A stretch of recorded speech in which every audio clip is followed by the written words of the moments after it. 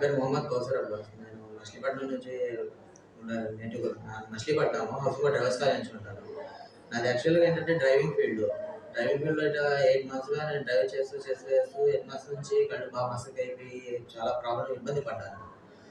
So, నేనేం చేశానంటే night times చేస్తున్నా కదా అని చెప్పి దానివల్ల అనుకున్న తర్వాత ఇంకా కళ్ళు మసక బాగా పెరిగిపోయి కనపడక చాలా ఇబ్బందులు పడ్డాను. సో, నేనేం చేశానంటే విజయవాడలో ఒక ప్రైవేట్ హాస్పిటల్‌లో ఎళ్లి చూపించాను.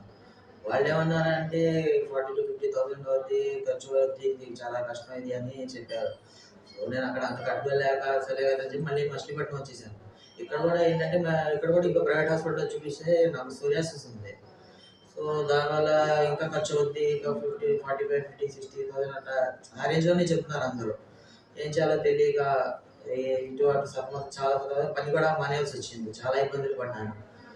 సో, తర్వాత ఏంటంటే ఇక్కడ తెలిసిన అన్నయ్య ఫణి అని చెప్పి ఉన్నారు. ఆయన్ని అడిగితే వాళ్ళేమన్నారంటే ఇట్లా గవర్నమెంట్ హాస్పిటల్‌లో తెలిసిన సార్ ఉన్నారు. బాగా వర్క్ చేస్తారని చెప్పారు. సరే కదా! మీరు చూడడానికి ట్రై చేసాను. ఇక్కడ కూడా ఒకసారి చూద్దాం అని చెప్పి నేను ఇక్కడికొచ్చాను.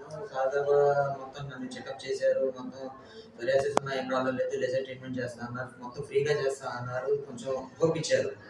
సో, కొంచెం బానే ఉంది కదా అని చెప్పి ఇక్కడ సార్ గారి దగ్గరికొచ్చాను. ట్రీట్మెంట్ కూడా చేపించుకున్నాను. ఒక్క రూపాయి తీసుకోలేదు.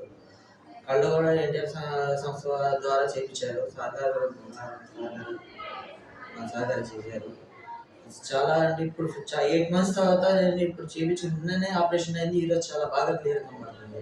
ఈరోజు నేను చాలా రోజుల తర్వాత మమ్మీని కూడా క్లియర్‌గా చూశాను. చాలా హ్యాపీగా ఉంది.